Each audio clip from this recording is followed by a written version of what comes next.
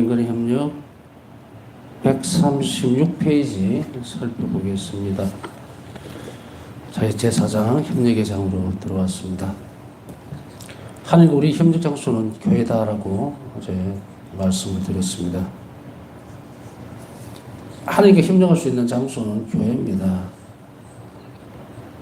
교회에서 먼저 하나님과의 관계, 협력이 시작이 된다는 말이죠. 요청받는 곳이 바로 여기라면 실천하는 곳은 어디입니까? 우리 각자의 삶의 자리입니다. 자신의 삶의 자리라는 것은 지위 고하를 막론하고 자신이 맡고 있는 일들에 대해서 이야기를 하는 거죠. 그래서 삶의 구체적인 상황에서 요청을 실천해야 되겠죠. 그러나 그것보다 가장 중요한 건 뭘 알아야 수행을 하고 실천을 한다는 얘기죠. 그럼 우리 교회 안에서 하나님께서 우리에게 어떤 것을 요청을 하는 거예요? 자비로우신 하나님과 인간의 협력이니까 자비로우신 하나님께서 요구하시는 것을 내가 어떻게 협력할 것인가를 배우는 곳이 돼요. 교회라는 이야기예요. 우리는 구원의 과정 안에서 하나님과 끊임없이 결합하고 협력을 해야 합니다. 그것의 정점이 뭐예요? 그게 천국이거든요. 그러면은 이 교회 바깥으로 벗어나 버리면 하나님께서 요청하시는 것을 알지도 못할 뿐더러 어떻게 협력해야 되는지도 모르겠죠? 쉽게 얘기하면 깜깜해야 된다는 이야기예요. 교회 밖으로 나가면. 그러면 어떤 사람을, 이런 경우를 상황정을 해보면요. 신앙생활을 떠무떠무하는 사람들. 하는 것도 아니고, 안 하는 것도 아니고, 이런 상태에서는 어떻게 됩니까? 하나님의 뜻을 또 요청을 절대로 할 수가 없어요. 바울서의 말씀 한번 이렇게 가져와 보면요. 결국은 마라톤에서 우승한 사람, 월경안을 쓰는 사람은 한 명이에요. 우승자예요. 막 끝까지 완주한 사람이에요. 근데 우리는 여기에서 보면 마라톤의 견주지만 모든 신앙인들이 다 1등을 할 수 없겠죠. 완주를 한다는 게 중요한데 끝까지 달려서라는 이야기예요. 그러니까 아마도 천국이라는 곳을 우리가 월경안을 성령 월경안을 쓰는 장소로 그러한 곳으로 인식을 한다면 아마도 완주의 사람에게는 다 월경안에 주어지는 아주 특별한 장소일 거예요. 특별한 마라톤이라 그러는 거예요. 우리 신앙의 여정 끝에는 꼴등이 들어간다 이런 그런 개념이 아니고 완주예요. 끝까지 달려야 된다. 그러면은 우리 끝까지 달린다는 이 말을 포기하지 말아야 된다는 것을 말하고 싶은 거예요. 만일에 마라톤 선수가 종착지까지 가면서 걸어가다가 쉬었다가 이래가 결국 완주를 할 수 있는가? 글쎄요, 그건 시간이 있겠죠. 완주를 할 수 있는 시간이. 만일에 올림픽에서 마라톤으로 치면 걸어서 그냥 5박 6일 아니면 일주일 동안 천천히 걸어서 완주했다고 상 주지 않잖아요. 상을 줄 수 없는 이유가 뭡니까? 마라톤이 이미 끝나버리니까. 경기가 끝나버렸다냐. 요걸 왜 말씀을 드리냐면, 이게 인생이에요. 우리 삶이란 말이에요. 터덜 걸어가는 사이에 내 삶이 끝날 수가 있다는 거예요. 그렇게 본다면은, 제가 말씀드리는 그 뉘앙스가 뭐냐면, 공평하다는 이야기예요. 하느님이 마라톤을 끝내진 않아요. 그죠? 마라톤 전체에 대한 건 이걸 평소에 영원히 갈 거예요. 이 세상 종말까지는. 근데 그 길을 걸어가면 우리는 어떻게 돼요? 한 명 한 명이 선수라 그러면은 가는 동 한다고 해서 계속 기다려줄 것인가? 경기는 계속됩니다. 하나님 하나님없이 인자하시니까 기다리실 거예요. 근데 내 삶이 끝나버린단 말이죠. 종말론적인 개념에서 보면 이미 그리고 아직이라는 개념이 굉장히 긴박감을 가지고 요한복음에서 이미 우리 구원은 이루어졌어요. 그건 아직이에요. 구원받았다고 해서 그것이 천국으로 바로 간다? 불가능한 문제예요. 이미 구원받았지만 그건 확정이 안 됐어. 천국에 들어가야 확정이 된다 이 말이에요. 그럼 그 여정에서 떠문떠문 간다? 불가능합니다. 그래서 이거는 제가 예배적 교리할 때도 충실성에 대해서 말씀을 드리면서 사람이 살면서 숨을 쉬었다가 안 쉬었다가 하면 그 사람 살겠냐? 죽는다. 신앙생활도 마찬가지거든요.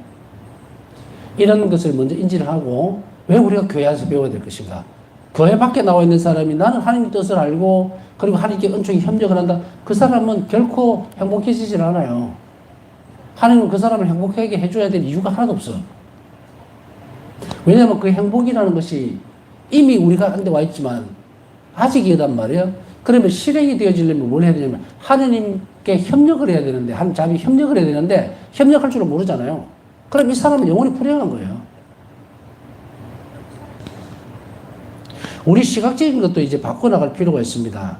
우리 가운데 만일에 저 사람은 신자도 아닌데도 돈도 잘 벌이고 뭐 자식들도 잘 되는 것 같고 너무 행복한 것 같이 그렇게 보이는다? 그렇게 보는 시각을 바꿔야 돼요. 본인이 아주 대단히 착각하고 있다는 거예요. 이런 사람은 하나님 앞에서 사는 연습을 더 해야 됩니다. 혹해가 있잖아요. 그게 행복인 줄 알고. 우리가 진폭8단의 내용을 보면서 정말로 우리가 추구해야 되는, 찾아가야 되는 그 내 참된 행복을 우리 영혼이 알아들으면 그게 거짓인 거라는 것을 직시를 할 텐데 자신의 삶의 90%가 이제 90%까지 쳐줍니다. 이제는 90%가 저쪽에 가 있으면 하나님하고 거리는 10%밖에 없어요.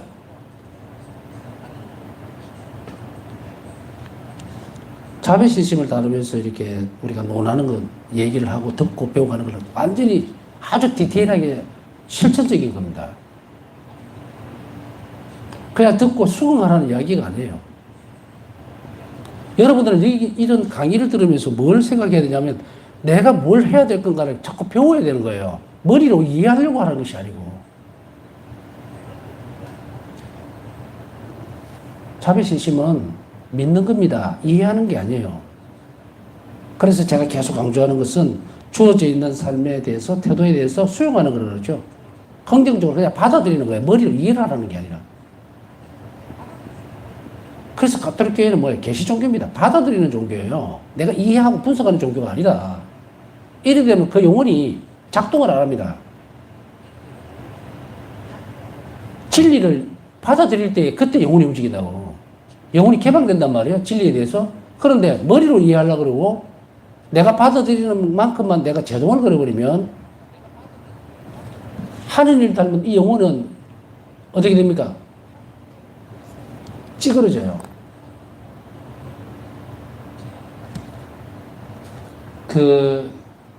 제가 이제 경험적으로 봤을 때 어떤 분이 운전을 굉장히 포악하게 하는 분이 있었어요.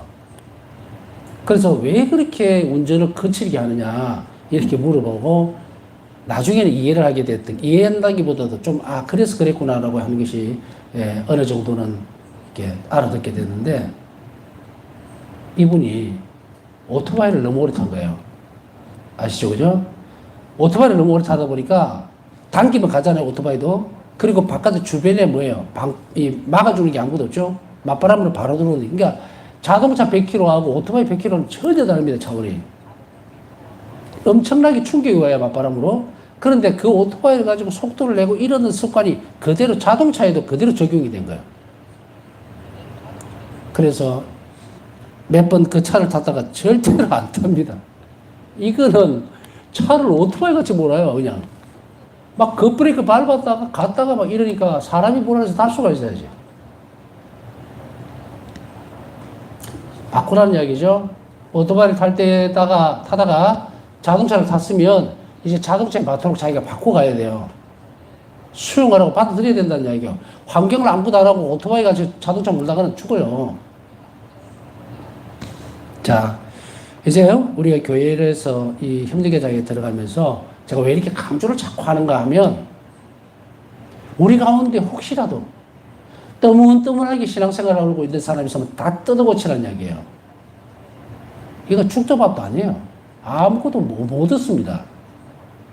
그래서 제가 그 말씀 드렸잖아요. 숨을 쉬었다가 안 쉬었다가 죽어본다고. 그리고 두 번째는 아까 얘기했듯이 세상적인 행복감 그거 자꾸 끌고 들어오는 사람은 제대로 예수를 못 따라갑니다. 그 말은 뭐냐면 하나님의 진리를 내가 못 받아들이고 있다는 이야기예요. 네, 그거 설마 그러면 이렇게 하나님과 우리의 관계를 저는 이 자비로상과 인간의 협력 관계에서 가면서 그냥 붕 떠서 있는 그대로 내 자신의 모습을 하나님과 협력할 수 없어요. 다 뜯어고치고 나서 결심하고 봉헌하고 그 다음에 들어가야 돼, 이게. 이걸 그대로 안고 들어가면 협력을 못 합니다. 이제 지금까지 신앙생활에 아까 얘기했듯이 오토바이를 타는 거였으면 이 자동차를 올라타려면 자동차를 모는 습관 그 방법을 자기가 익혀야 돼요.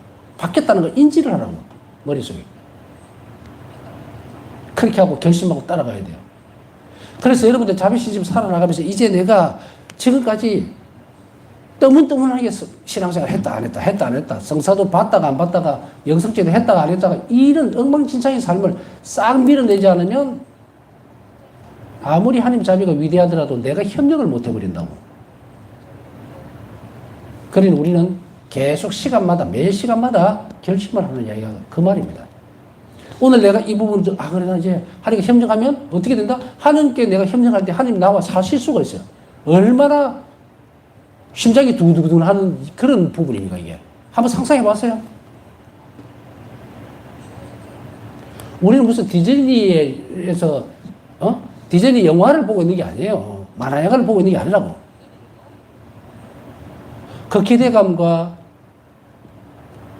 영혼의 기쁨들을 지금 가지고 있고 접근하고 있다고 지금. 내가 이 일을 하면 정말 하나님이 지금까지 보도 듣도 못한 방법으로 나와 사시는구나. 자신의 벽을 뚫고 나와야 돼요. 모든 신앙인들이 다 똑같습니다. 이제 내가 하나님 만날 수 있구나. 지금까지 어떤 사람들은 자꾸 이렇게 마일리지 쌓듯이 누적된 30년 신앙생활인데 50년 신앙생활인데 제가 그 말을 항상 하는 게 그 말이에요. 아무리 축구를 열심히 해도 골대가 오른쪽에 있는데 왼쪽으로 쭉 짜고 차면 절대 한 골도 안 들어가요. 신앙은 살아감으로 인해서 그냥 경험치로 나이가 들면서 경험치로 쌓아갖고 천국 가는 것이 아니에요. 우리가 수없이 많은 것들을 그런 상황들을 복음에서 보잖아요. 제일 비근하게 그걸 받아들이는 예시가 뭡니까? 우리가 듣고 잘 알고 있는 것. 우도죠. 그러니 우리에게는 큰 희망이 있어요. 지금까지 내가 그렇구나. 내가 이걸 듣기 전까지는 내가 이렇게 살았다더라도 괜찮아요. 처음부터 하면 되니까. 근데 아직까지도 이걸 들으면서도 뭉게뭉게 하는 사람은 마지막 기회를 놓치는 거예요.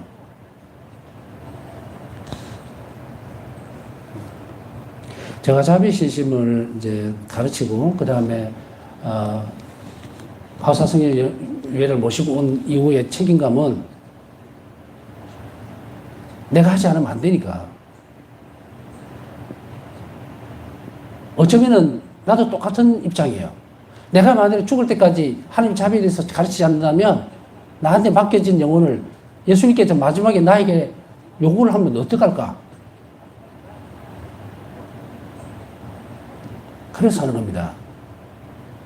객관적으로 봤을 때, 와, 신앙이 굉장히 뛰어나고 덕성이 뛰어나서 하나. 아니에요. 바울 사도인데 나는 100% 공감을 해. 나는 의무기 때문에. 마지막 바울사도행 일기에도 나오듯이 바울사도행가 어떤 그 열성과 모든 것을 헌신했던 건 뭐냐면 바로 마지막 날에 예수님 그 말씀하셨죠. 마지막 날에 너에게 책임을 묻겠다라는 그 의의가 된 겁니다. 난 너에게 묻겠다. 너에게 맡겨진 영혼 너 이렇게 어떻게 했느냐? 충실했느냐?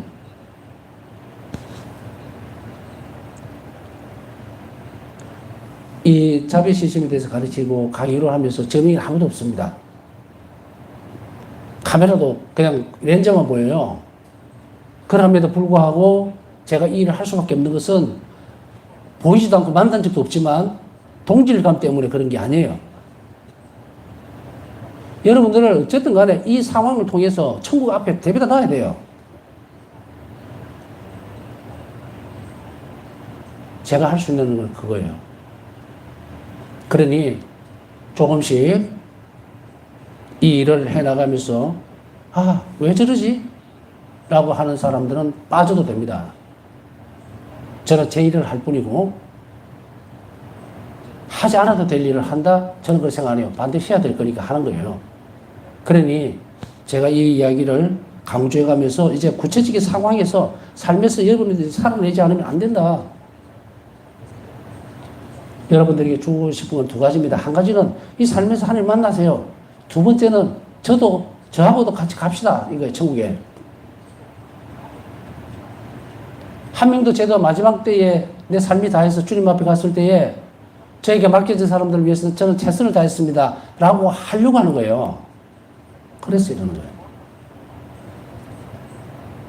그렇기 때문에 여러분들에게 이 선에서 벗어나면 안 됩니다. 근데 제가 살펴보면은 참 묘한 게 뭐냐면요. 이렇게 줄수록 나는 행복해지는 거예요. 그러니까 저는 일을 계속할 수밖에 없는데 여러분들도 그렇게 사시라는 거예요. 줄다리기가 아니고 실행으로 넘어가면 그렇게 됩니다. 자, 구체적인 상황에 이제 들어갑니다. 교회 안에서 배워서 들어가라는 이야기예요. 여러분 안에서 저도 이 일을 하면서 교회 이론으로 여러분에게 가르치는 거죠. 그럼 여러분들에게 뭐예요? 구체적으로 어떻게 살아내야 되는지 또 협력할 수 있는지는 지금 이 시간에 배우라는 이야기예요. 그리고 여러분 삶의 각자 자리에서 충실하게. 저는 이런 부분들을 한번 상상이 아니고 이제 묵상을 하면서 한번 생각을 해봐요. 내가 많은 이들에게 대해서 모아놓고 몇천 명씩 그런 적은 없지만, 그러나 적어도 몇 명이라도 강의를 듣고 마음을 바꾸고 이 자비시집 살아가서 마지막에 천국에 갔을 때에 나 신부님 때문에 여기 왔어요 하면 난 그거 끝이에요. 그런 사람 다 한 명이라도 있다면 난 예수님 앞에 자랑할 수 있을 것 같아요. 예수님 보십시오. 제가 이 사람 데리고 왔어요.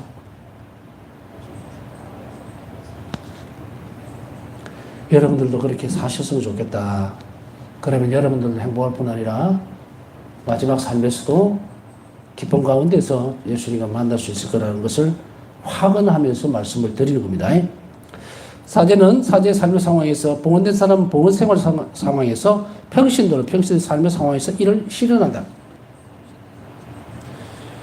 구체적으로 되어야 됩니다. 수도자가 수도자로서의 그 삶의 방식 안에서, 자신이 살아있는 삶의 무게 안에서 협력하지 않는다면, 한뜻과 협력하지 않는다면 그 수도자는 불행한 사람일 수밖에 없고, 사제가 사제로서 그게 단순하게 일의 차원이 아니라 주님께서 원하시는 사랑의 관계 안에서 하나님을 기쁘게 해드리기 위해서 그 일을 한다면 좋은 열매를 맺겠지만, 그렇지 못하고 사목적인 기술이나 혹은 자신의 삶을 혹은 자신을 개발해 나가는 어떤 한 부분으로 활용을 한다면 이 사람은 불행한 사람일 수밖에 없어요. 그 길 끝에는 또 평신은 평신대로 마찬가지입니다. 이러한 삶을 잘못 살아서 길 끝에 가면 예수님이 안 계신다고. 구체적으로 우리가 삶을 실천해 나갈 때 그곳에서 하나님이 현존하시는 거예요. 그 하나님의 존재를 내가 영혼으로 알아듣지 못하는데 마지막 때에 가서 어떻게 아무도 자신할 수 없어요. 지금부터 마음으로 받아들이고 영혼 안에서 하나님과 만나지 않는 영혼이 마지막 임종의 순간에 하나님을 알아본다? 불가능합니다. 그 불가능한 부분이 많기 때문에 그 상황에서 밀어주고 그리고 튼실하게 만들어주는 게 뭡니까? 자비신심의 네 가지 형태인 거예요. 만일에 그것이 없다면 이 상황을 본다면 너무도 불행한 상황이 될 수밖에 없어요. 그렇기 때문에 자주 단계에서 말씀드리듯이, 그죠? 단 한 번이라도 그 사람이 신뢰를 가지고 믿음을 가지고 기도한다면 얼마나 엄청난 것이 이 안에 들어있습니다. 자비신심 안에. 여러분들 가족들이나 친척이나 또 가까이 있는 사람들에게 마지막 희망으로 이를 가르쳐 주지 않는다면 한 영혼을 놓치고, 그럼 이게 얼렁뚱땅 넘어갈 문제입니까? 교회 일원으로서 나는 그 책임을 또 져야 될 거고, 책임의 문제는 뭐가 따라옵니까? 행복이 따라와요. 보상이 있다는 이야기예요. 그것을 믿고 우리가 어렵고 힘들어도 이 일을 실행해 나가야 합니다.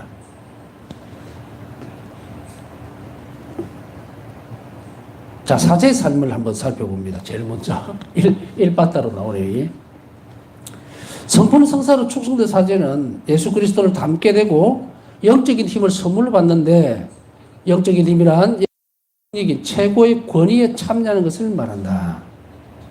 영적인 힘이라는 것이 어떻게 되어라 하고 안수하고 이런 영적인 힘을 얘기하는 것이 아니에요. 예수님을 봤을 때 바리사이들뿐 아니고 많은 사람들도, 그런 유대인들 중에서도 좀 건실한 사람들은 또 혹은 군중들 가운데서도 이런 말을 하죠. 예수님께 관해서 권위가 있다. 말씀에는 권위가 있습니다. 생명이 있습니다. 이 말을 하죠. 그 권위는 뭐냐면 그 말씀 안에 생명을 담고 있기 때문에. 사제들이 권위 있게 얘기를 한다는 것은 그 안에 생명을 담고 있어야 합니다.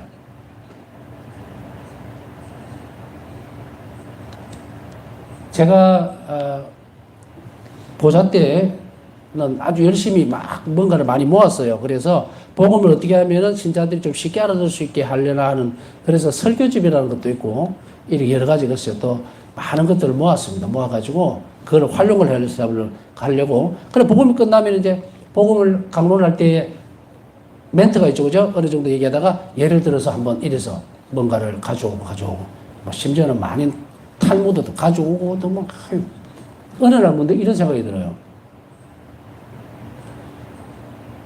가장 진리인 것은 그대로 드러내야 된다. 복음은 복음으로 선포가 돼야 되지 복음을 해설하기 위해서 다른 걸 가져온다?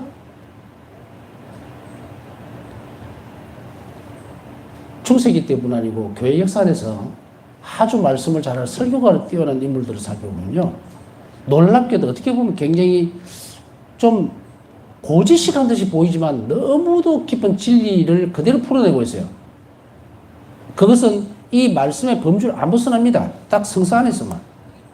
말씀 안에서만.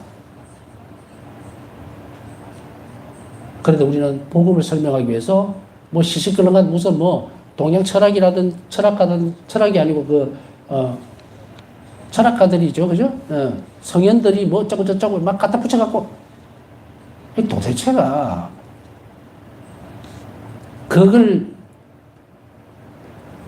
좋다 나쁘다를 떠나서 이제는 딱 한 2년 정도 지나니까 다 버려버렸어요. 제 생각에는 딱 들어오는 게 주님 말씀은 말씀으로 해석이 돼야 된다. 그 위에 이 신자들이 이해를 하거니 못 알아듣겠거니 글쎄 그거는 좀 다른 문제 같아요. 이제 세월이 쭉 지나면서 한 35년이 지나고 나니까 그때 막 생각하고 따라갔던 게 맞구나. 응? 복음으로 해석하면 됩니다. 그리고 독서의 내용이 충실하게 그것을 해석해 주고 있어요. 근데 굳이 뭔가를 끌고 와서 다시 하겠다? 이거는 잘못된 것이 아닐까라는 것을 생각을 했는데 그게 맞았고 또 그래 하면 안 돼요. 주님 말씀은 그대로 보존돼서 선포되면 그만이에요. 다 알아들어요. 이런 것들을 보고 뭐라고 이야기할까? 사제들에게, 축성된 사제들에게 주어지는 영적인 힘은 바로 이런 부분들입니다. 그래서 이 영적인 힘은 바로 최고의 권위에 참여하는 거기 때문에 최고의 권위가 뭡니까? 하나님께서 실행하시는 거죠. 그래서 권위를 가지고 말씀하시니 마귀도 굴복하는구나. 이 권위는 어디에서 온 것인가? 아버지의 뜻에 충실하게 살아가는 거예요. 아버지 뜻을 그대로 실행하는 것. 이게 권위 있는 거예요. 예수 그리스도께서는 바로 이 권위로서 당신의 성령을 통하여 교회를 이끌어 가신다. 권위를 가지시고 말씀을 하시지만 누구를 통해서? 성령을 통해서 교회를 이끌어 가시는 거예요. 그렇기 때문에 우리 또한 마찬가지예요. 사제들은 성령 역사 안에서 성령 이끄심 안에서 교회를 이끌어 가야 돼요. 이것이 예수님께서 성체 성사를, 성품 성사를 통해서 주신 권위다. 성사로 축성됨으로써 사제는 그리스도와 이러한 친밀한 결속을 하게 되고 성품 성사를 받는다는 것은 결속의 문제입니다. 이제 예수 그리스도를 닮아서 똑같이 움직이는 거예요. 그래서 성사를 통해서 주어지는 권위는 바로 우리에게 축성을 함으로 인해서 예수님께서 나를 통해서 그대로 드러나지. 사제 3단체는 예수 그리스도를 존재시키는 겁니다. 여러분들이 미사 성대 때에 미사를 집전하는 사제를 통해서 누구를 봅니까? 그리스도께서 직접 활동하시는 것을 봐야 돼요. 어떤 사람들에게는 이런 부분들이 있습니다. 전에도 한번 잠깐 말씀을 드렸지만 여러분들 가운데는 그런 분이 없었으면 좋겠다. 성사생활 안에서는요, 신앙의 눈으로 봐야 됩니다. 성사를 통해서 드러나는 그리스도의 모습을 봐야 돼요. 그래야 우리가 구원의 연결성을 갖게 돼요. 그런데 우리는 어떻게 됩니까? 그 안에서 활동하시는 예수님 보기보다는, 아유, 우리 본당 신부님 한번 이래서 나 가기 싫어, 성당에. 성당에 가기 싫다는 것의 문제가 아니에요. 내 구원을 미루어 버리는 상이에요. 내가 그 부분들을 통해서 제대로 보지 못했던 부분들이 많을 수 있어요. 어려움이 있을 수 있어요. 그러나 그것 때문에 냉담을 한다는 것은 이거는 그냥 자살골입니다. 어떤 것에서도 하나님 앞에 변명을 할 수가 없는 부분이에요. 예수님께서 마지막 때에 그 말씀을 하시면 어떡하실 거라? 내가 사지를 통해서 내가 직접적으로 드러난다는 걸 너는 신앙생활 속에서 믿지 않았느냐? 그리고 어떻게 천국에 올라오라 하냐? 이렇게 물으면 어떻게 할 거냐고. 제가 사는 곳에서도, 언양에서도, 지금은 성당에 나가는지 모르겠지만 별로 그렇게 기대를 하지 않지만, 고해성사 보다가 본당 신부한테 야단 조금 들었다고 해서 냉담한 9년, 10년 동안 죽어버렸어요, 그 사람은 영원히. 영원히 죽었다는 의미는 제가 몇 번 설명을 드렸으니까. 예수님하고 사랑의 관계가 끝난 거예요. 걸림돌이 됐던 부분들을 건너뛰었으면 좋겠는데, 그러면은 제가 이제 그분에게 그런 이야기 했죠. 그러면 그 신부님이 그랬으면, 그 다음에 교체가 됐으면은, 본다시피 바뀌었으면 갔습니까? 하니까 또 안 갔어. 그러니까 거짓말인 거예요, 처음부터가. 그죠? 자, 여기서 일상적인 것을 떠나서 이제 본질적인 것을 다 돌아가면, 사제를 통해서 드러나는 그리스도의 모습을 분명하게 각인시켜야 돼요. 분명하게 알아들어야 된다. 내가 하나님을 사랑한다면 그 앞에 가리워져 있는 것은 어떤 방해든지 뛰어넘어야 돼요. 사제가 없이는 하나님이 존재하실 수 없습니다. 그리스도께서. 성체성사가 집행이 안 돼요. 집진이 안 된다고.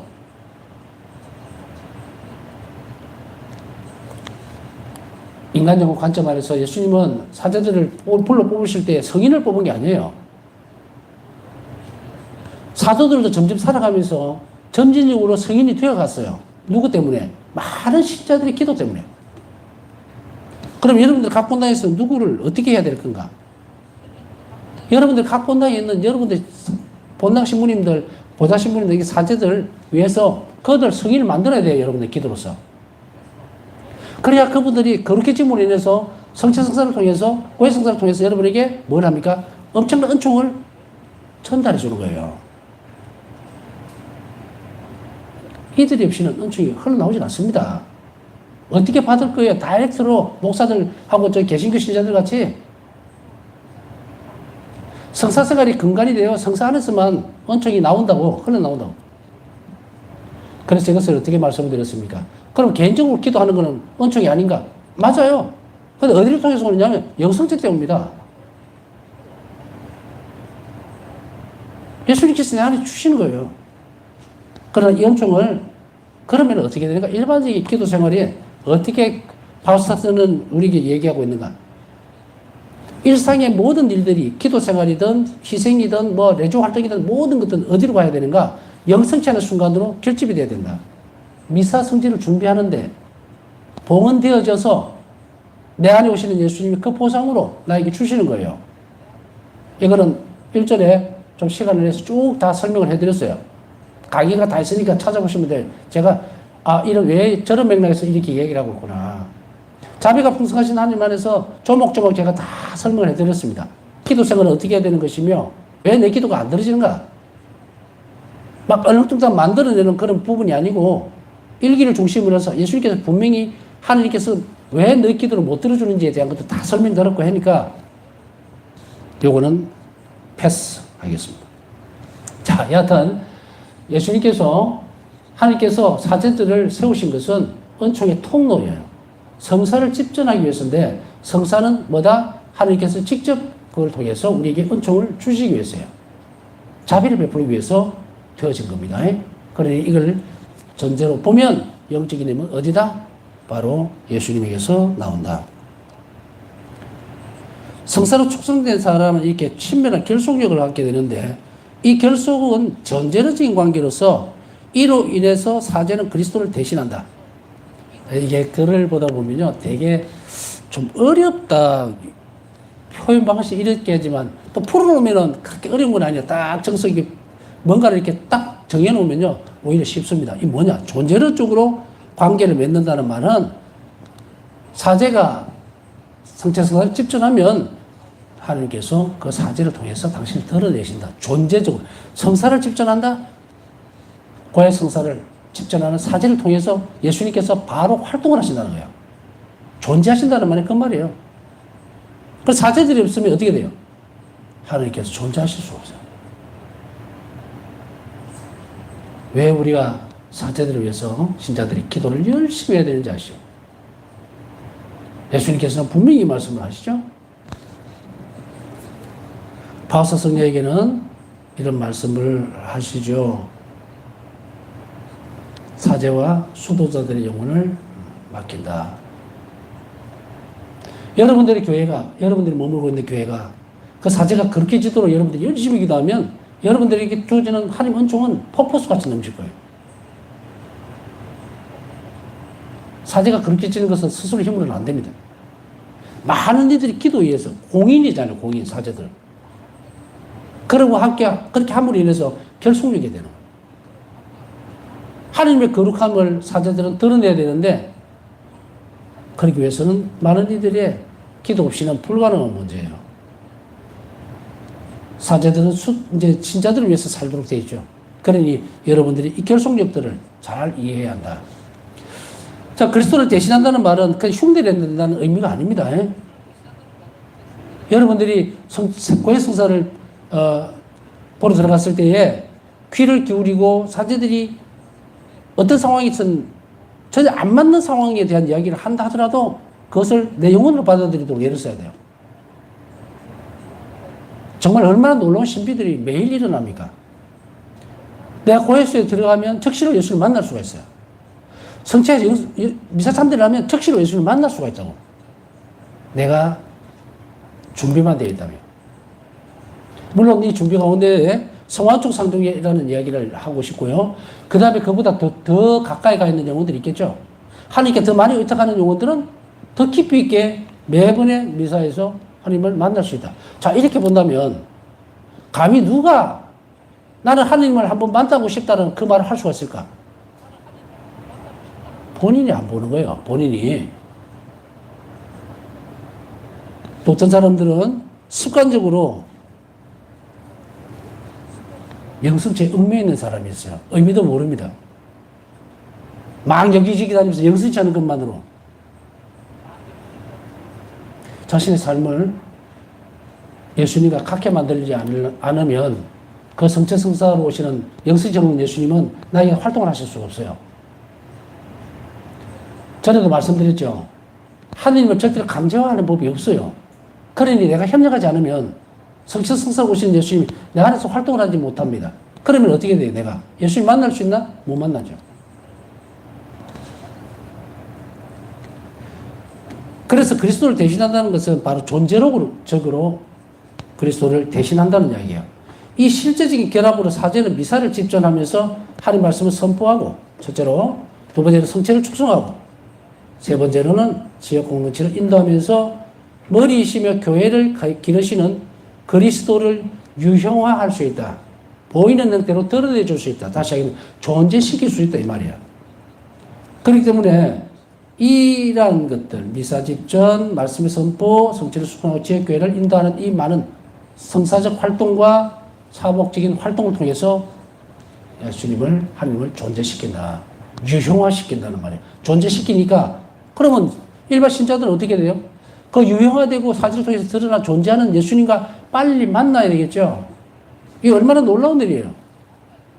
여러분들이 오늘 미사 참여하고 영성체 했다면 오늘 여러분들 놀라운 기적을 이미 지나온 거예요. 예수님을 만났어. 근데 오늘 미사 참여하고 예수님 못 만난 사람이 있다면 뭐예요? 깜깜이가 되어 있는 거예요. 이것을 묵상하고 이제는 우리 안에서 몰아내야 돼요. 나는 이 얼마나 놀라운 신비 가운데 살고 있는가. 예수님을 매일 만날 수 있다는 이것이 얼마나 놀라운 일인데도 불구하고 유형화시키지를 못하는 거예요. 그러니까 사제를 통해서 유형화되어 있는 그 존재를 인식하고 받아들이려면 어떻게 됩니까? 그렇죠. 하나님께 다가가고 이웃에게 자비로운 것을 키워나가면 존재하시는 예수님과 교회 안에서 더 깊이 결합할 수 있다. 이것을 우리는 분명하게 해야 되겠습니다. 다음시 묵상하면서 오늘도 한주에 요청하신 분들 위해서 함께 기도해 주시기 바랍니다.